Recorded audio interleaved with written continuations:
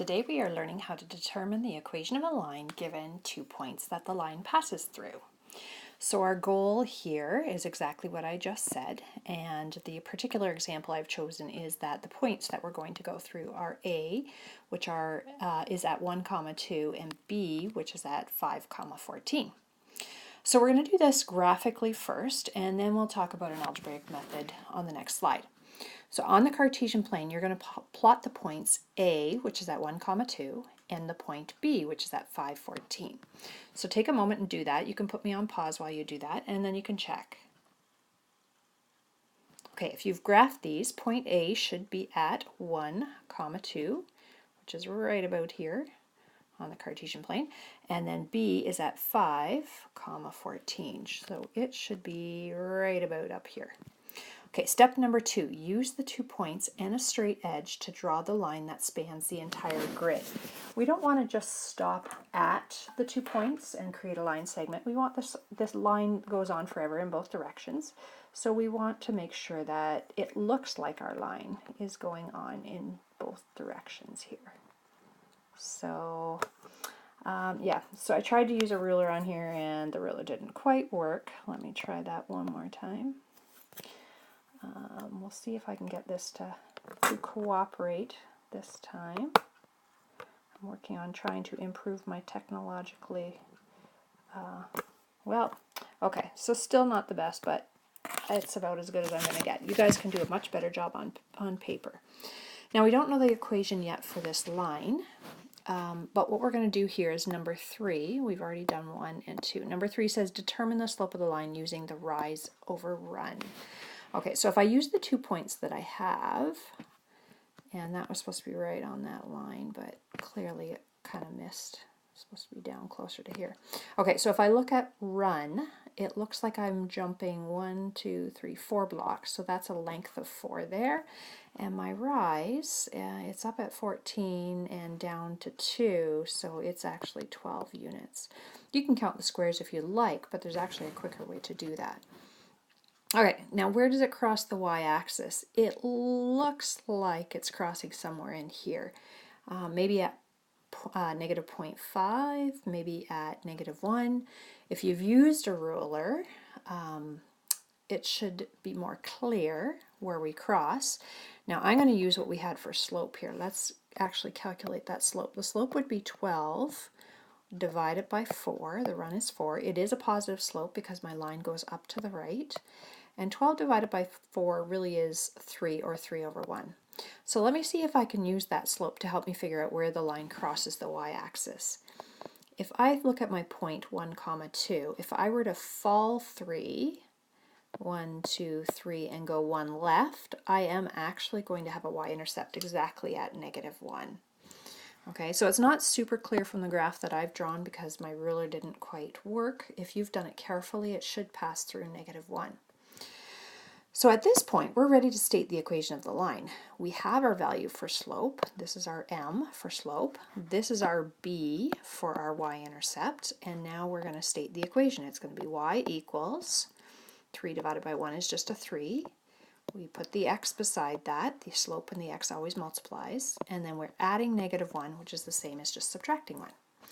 So there's our equation of the line with a graphical solution to that.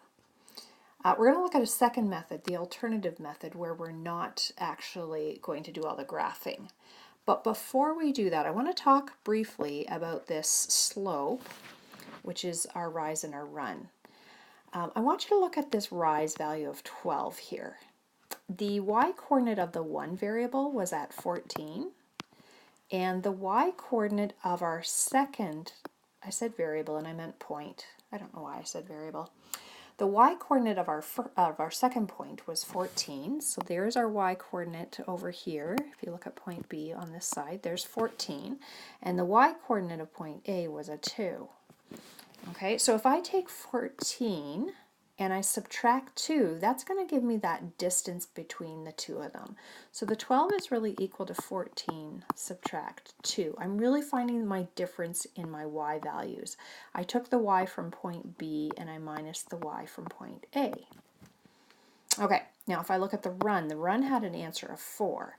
And really, I get the 4 by taking the x-coordinate of the second point, of point B. And maybe I should be doing this in a different color. Let me go back to blue on this. So my x-coordinate of point B was 5, and my x-coordinate of point A is 1. So really I'm coming up with the value of 4. It's the length between 5 and 1. So if I do 5 take away 1, that's what's giving me that run of 4. I'm really taking the x value from point B and subtracting the x value from point A. Okay, so down here, the alternate method, suppose we would like to find an equation without all the trouble of graphing. Here's some steps here. Determine the slope of the line using differences in y divided by differences in x.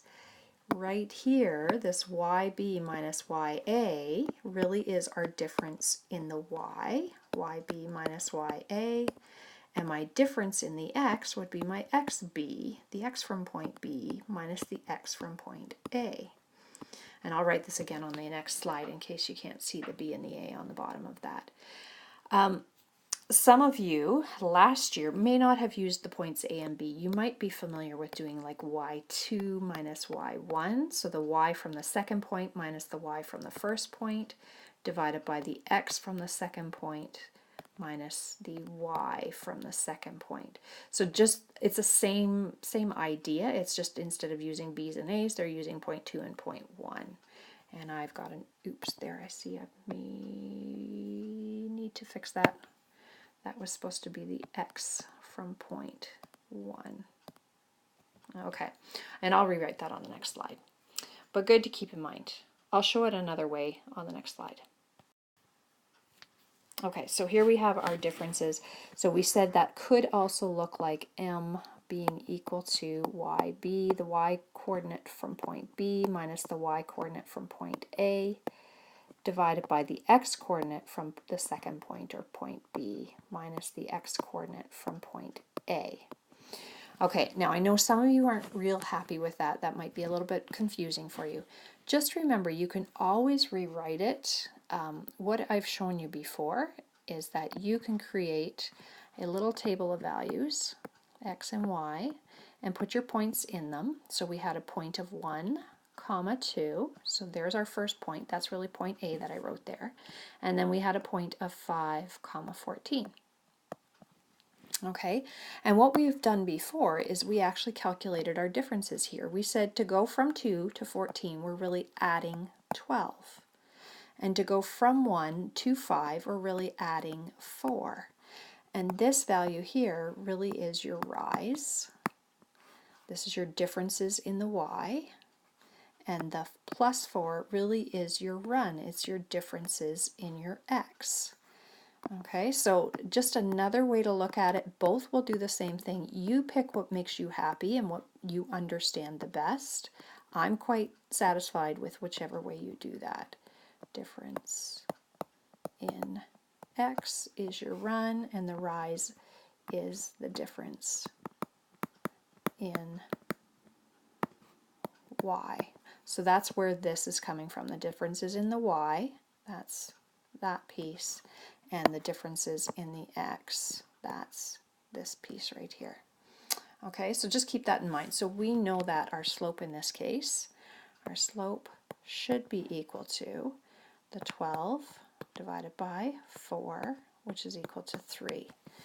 And if I were to calculate it using this formula over on this side, I would have done my yb, which was 14, minus the ya, which was 2, divided by the xb, which is 5, minus xa, which is 1. And that's still going to give me, I'm running out of room here, I'm going to slide it to here, equals 12 over 4. That's a 4, which is equal to 3. Okay, so lots of different ways to do that. You pick the one that makes most sense to you. So we've calculated our slope now. That's check on part A. Part B, substitute the value for the slope in for the m in the equation y equals mx plus b. That's exactly what we were doing last day. We're going to go y equals 3x plus b. And actually, here on in, is just like what you were doing the last day when you had the slope and the point. We sub the slope in. Now that we have it, we're going to pick one of the 2 points. So step C says pick one of the 2 points to substitute the value of x and y into the equation. So of my 2 points, 1 and 2 are easier numbers to work with for me than 5 and 14. So I'm going to pick point A, which is 1, 2. The 1 is the x, the 2 is the y.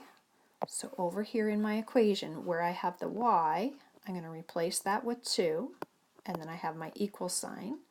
I have 3, and that has to multiply the x, which is 1, and then plus b.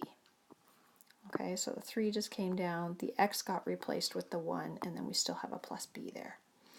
All right, and now we're ready to start step D, which is we can use this equation now to solve for the y-intercept, which is the b. All right, so 2 equals, I've got to do the multiplication here. 3 times 1 would be 3 plus b. And now I want to get b by itself. It has a 3 being added to it, so I'm going to subtract 3 from both sides of the equation to keep it balanced.